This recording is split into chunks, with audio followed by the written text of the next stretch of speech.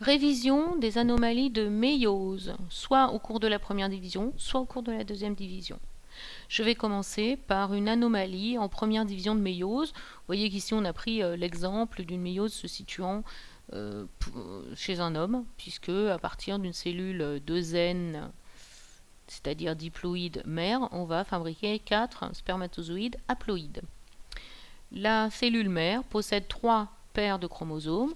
Une paire de chromosomes contient ou porte le gène A, avec un allèle grand A pour le premier chromosome, un allèle petit a pour le deuxième.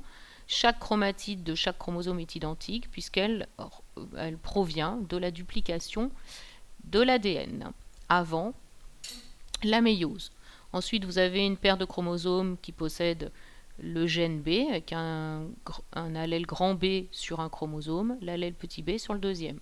Et enfin, nous avons la paire de chromosomes sexuels avec une paire X, un chromosome X, un chromosome Y, qui sont tous les deux dupliqués.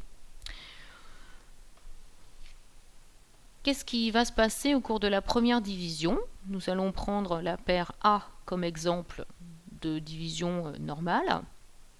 Donc ici, le chromosome qui porte grand A va être séparé du chromosome qui porte petit a. Ensuite, imaginons que nous ayons une anomalie de méiose avec la paire numéro B. La paire portant le gène B ne se sépare pas. Elle reste dans la même cellule. L'autre cellule ne contient donc aucun chromosome de cette paire. Et enfin, chromosome X va se séparer du chromosome Y. Résultat, nous avons ici la deuxième division qui va permettre la séparation des chromatides, grand A, des chromatides X, voilà, et puis ensuite des chromatides B, voilà, et enfin les chromatides petit b. Voici. Ici, nous avons un gamète anormal, car nous devrions avoir un chromosome du gène A, un chromosome qui porte le gène B, et un chromosome sexuel. Nous avons donc ici 2 chromosomes B.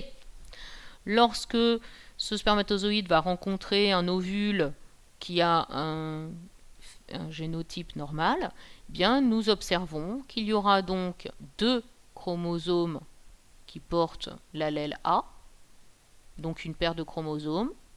Ensuite, nous aurons une paire de chromosomes sexuels, mais nous aurons 3 chromosomes au lieu de 2 pour ce qui concerne le gène B.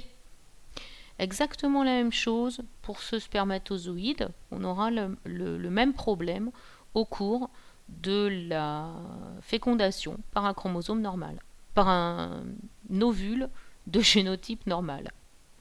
Donc ici, je tente d'enlever les chromosomes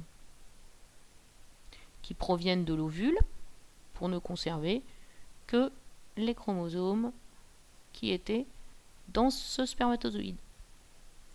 Ce spermatozoïde a donc un génotype anormal, celui-ci aussi. Qu'en est-il de ces deux-là? Eh bien, nous allons avoir une chromatide qui correspond à petit a dans celui-ci, une chromatide qui correspond à petit a dans celui-là, une chromatide qui correspond à Y ici, une chromatide qui correspond à Y ici. Il manque donc un chromosome qui comporte le gène B. Que va-t-il se passer lorsque ce spermatozoïde va rencontrer un ovule qui a tous les chromosomes qu'il faut? Donc un chromosome qui porte B, un chromosome qui porte A, un chromosome qui porte X, puisque c'est un ovule, on ne peut pas avoir Y. Ici pareil, je vais avoir un chromatide qui porte A, une chromatide qui porte B, et puis une chromatide qui porte X. Qu'est-ce que je remarque? Je remarque que tous les chromosomes vont par paire, sauf le chromosome qui porte le gène B. Il est ici en un seul exemplaire. C'est ce qu'on appelle ici une monosomie.